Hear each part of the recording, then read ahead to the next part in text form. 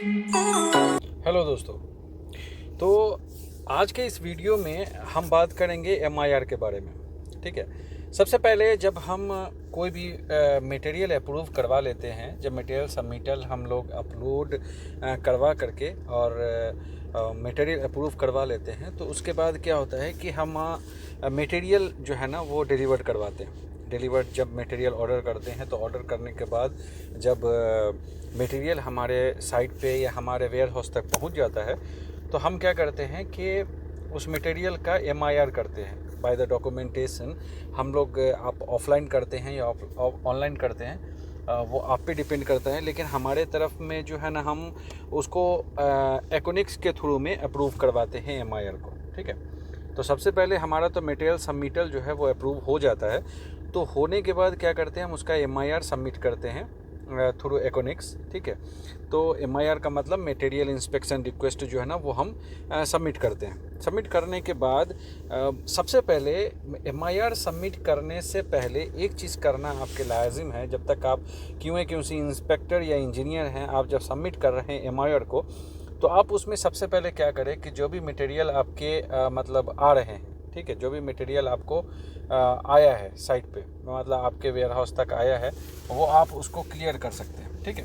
आप जब क्लियर करेंगे तो मसला ये चीज़ आ जाती है कि जब तक आप उस चीज़ को पूरी तरीके से डिटेल नहीं बनाते, जब तक खुद नहीं मालूम होता कि कौन सा मटेरियल आ रहा है और कौन सा मटेरियल आया है और कितना मटेरियल आया है, जब और कहाँ पे रखा हुआ है, आपने कहाँ पे उसको रखवाया है, तो सबसे पहले आप क्या करें कि जब वो मटेरियल आता है तो खुद से एमआईआर डालने से पहले, एमआईआर सबमिट करने से पहले आप खुद इंस्पेक्शन कर लें उसका। सबसे पहले आप वेरीफाई हो जाएं कि आपका मटेरियल जितना एज़ पर BOQ हैं उतना पीस आपका आया है या नहीं आया है। ठीक है। आप एमआईआर कितने मटेरियल का करेंगे, कोई भी मटेरियल हो सकता है कि मतलब 5 पीस लिखा हुआ है BOQ में, हमारे पास 4 ही आया है, तो हम उसको मतलब कितना सबमिट करेंगे, कितना पीस का सबमिट करेंगे, कितना एमआईआर, कितना पीस का एमआईआर सबमिट करेंगे। क्योंकि जब क्लाइंट आ करके, रिव्यूअर आ करके आपको जब एमआईआर सबमिट करेंगे, जब वो आ करके चेक करेंगे, तो उतना पीस आपके पास में होना चाहिए जितना आपके पास BOQ में है और जितना आपके पास डिलीवर्ड हुआ है डिलीवरी नोट में है। ठीक है। तो सबसे पहले आप जा कर के प्री इंस्पेक्शन कर लें उसका कि हाँ भाई, पहले जो हमारा मटेरियल है वो एज़ पर BOQ जितना हमारे पास में था उतना हमने मंगवाया है या हमारा डिलीवर्ड हुआ है कि नहीं आया। ठीक है।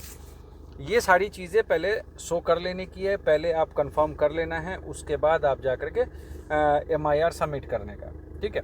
और सबमिट करने के टाइम में एमआईआर में ज़्यादा कुछ नहीं करना है। जो आपका जो फॉर्मेट है वो फॉर्मेट आप मतलब अटैच करोगे, कितना पीस है, क्या है, नहीं है, मैकेनिकल है, ICT है या सिविल है, क्या है, वो आप अपने फॉर्मेट में फिलअप करोगे। फिलअप करने के बाद आप क्या करना है कि जो मटेरियल अप्रूव हुआ है, जो मटेरियल सबमिटल आपने अपलोड किया था और वो अप्रूव हुआ है, उसका कवर पेज उसमें अटैच कर देना है। अगर आपके साइड में अगर पूरा सबमिटल एक ही साथ में आपका मतलब अटैच होता है तो आप पूरा अटैच करें, नहीं तो मटेरियल सबमिटल का सिर्फ कवर पेज ही, जो अप्रूवल कवर पेज होता है, वो आप उसमें अटैच करेंगे। ठीक है। लास्ट में जो डिलीवरी नोट होता है, जो आपने डिलीवर से, जो सप्लायर की तरफ से आपका जो डिलीवर हुआ है, वो डिलीवरी नोट उसमें अटैच करेंगे। ठीक है। तो चलो मैं आपको ये जो मटेरियल मेरा कुछ दिन पहले आया है, तो मैं क्या करता हूँ कि आपको अपने वेयर हाउस में, मैंने अपने वेयर हाउस में डाल लिया है और मैं चाहता हूँ उसका सबमिटल मतलब एमआईआर सबमिट करूँ।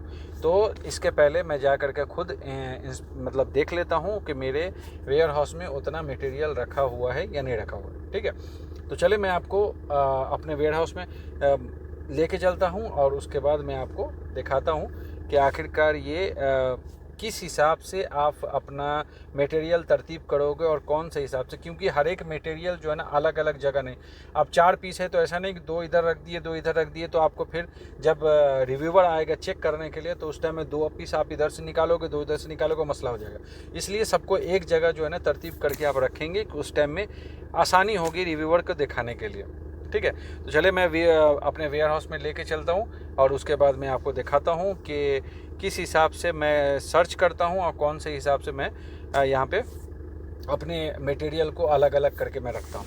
तो भाई ये देख सकते हैं कि ये मेरा स्टोर है, मतलब इसमें सिर्फ जो है ये DUCC का मटेरियल, जिसके बारे में मैं बात कर रहा था कि ये पूरा सिर्फ DUCC का मटेरियल रखा हुआ है, क्योंकि और भी ज़्यादा मटेरियल है इसलिए जगह नहीं थी, तो ये ऑफिस को खाली करके ये पूरा मटेरियल इसमें डाल दिया गया।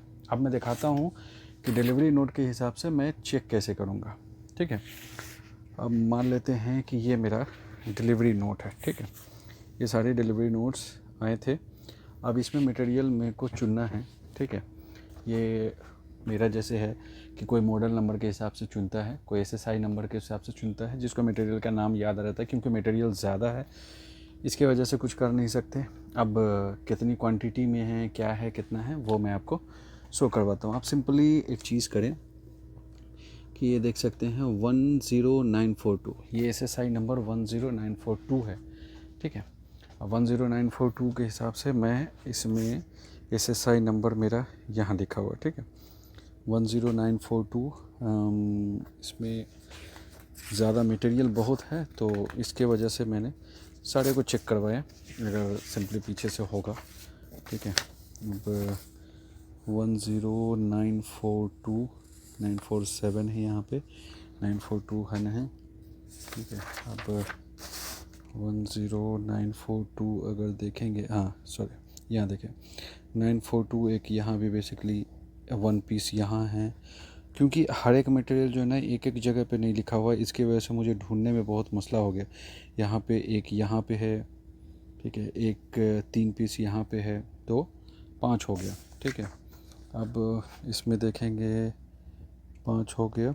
अब 942, हाँ 942 3 यहाँ है, 3 3 6 7 8 9, इस हिसाब से 9 है। ठीक है, अब देखेंगे 8 पीस है तो 8 कैसे है, ये एक डब्बा इसके पीछे, एक डब्बा ये, उसके पीछे 2, तो 3 3 6 2 8 पीस ये हो गया। ठीक है, तो इस तरीके से इसको जब कोई भी क्लाइंट आएगा तो उसको खोल करके हमें ये दिखाना पड़ता है कि ऐसा ऐसा इतना मटेरियल हमारे पास में है। ठीक है, अब इसी तरीके से अगर मान लेते हैं कि ये HP है।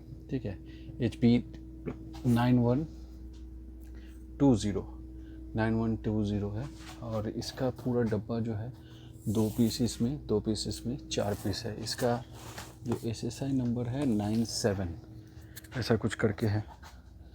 ठीक है, 97 SSI नंबर नहीं है, लेकिन 9120 जो है इसका मतलब नंबर है, मॉडल नंबर। हाँ सही है, ये फर्स्ट में ही मिल गया। इसका SSI नंबर जो है 11008 है, और ये HP 9120 ऑल इन वन, इसका 1 पीस, सॉरी 4 पीस है। ठीक है, तो इसका मतलब ये 4 पीस है। इस तरीके से कोई भी क्लाइंट आता है तो वैसे ही दिखानी पड़ती है। और अगर एग्ज़ाम्पल के तौर पे ये चुन ले कि इसका नंबर है 10946, सिर्फ 2 पीस है ये। ठीक है, तो इसको अगर हम इसमें टच करेंगे 10946 10946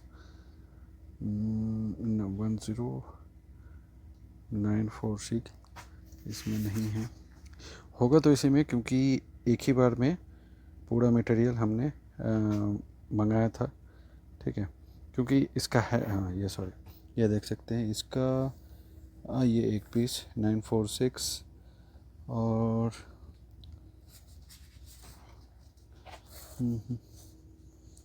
हाँ 946, एक पीस यहाँ, एक पीस यहाँ, ये भी 2 डब्बा है बस।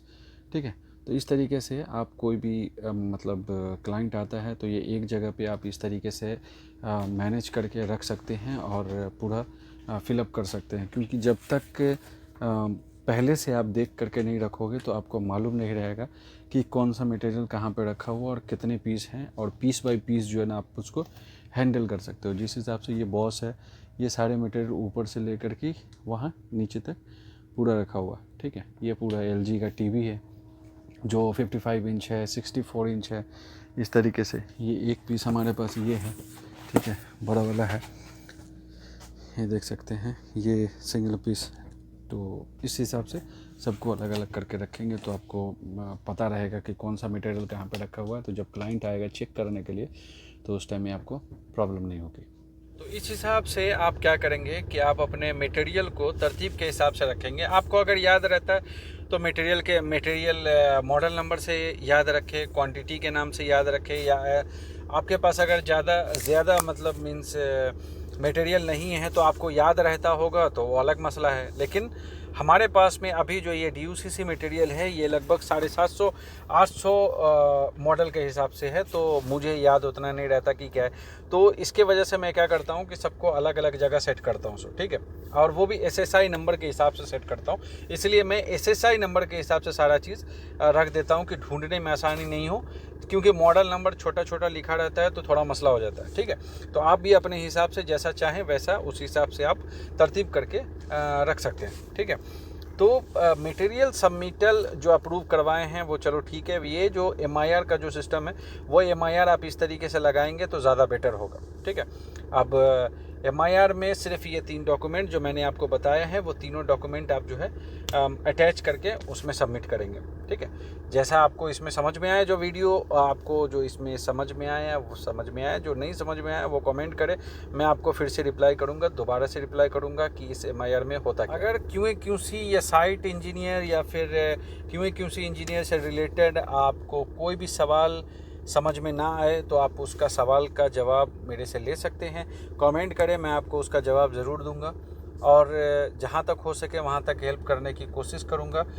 और जो भी है QA/QC से रिलेटेड या कोई भी डॉक्यूमेंटेशन या कोई भी चीज़ आपको चाहिए, एक्सेल में चाहिए या वर्ड में चाहिए, जो डॉक्यूमेंट मेरे पास में हैं वो मैं आपको देने की कोशिश करूंगा ज़रूर। क्योंकि ये बेसिकली बहुत सारी चीज़ होती है, क्योंकि हमारे पास में बहुत सारा डॉक्यूमेंट्स नहीं होता है। तो अलग अलग कंपनीज़ में मेरे जो दोस्त पड़े हुए हैं तो सबको फ़ोन करके इसके पास कोई डॉक्यूमेंट्स है या ITPs है या मेथड स्टेटमेंट है, तो उस हिसाब से मतलब एक दूसरे से अटैचमेंट करके इंसान जो है ना वो वेरीफाई करता है। क्योंकि मसला यही चीज़ का हो जाता है, क्योंकि ज़्यादातर डॉक्यूमेंट आपके पास में नहीं होता है और जब आप सबमिट करने जाओ तो मिलता है नहीं मिलता है, तो थोड़ा सा मसला आता है, ठीक है। तो ऐसा कोई डॉक्यूमेंटेशन आपको कोई दिक्कत करे या प्रॉब्लम हो कहीं पे तो आप ज़रूर कमेंट करें, मैं आपको ज़रूर भेजने की कोशिश करूँगा और बताने की कोशिश करूँगा कि होता क्या है सो, ठीक है। Thank you very much. जैसा समझ में आए वैसा कमेंट करें। Thank you.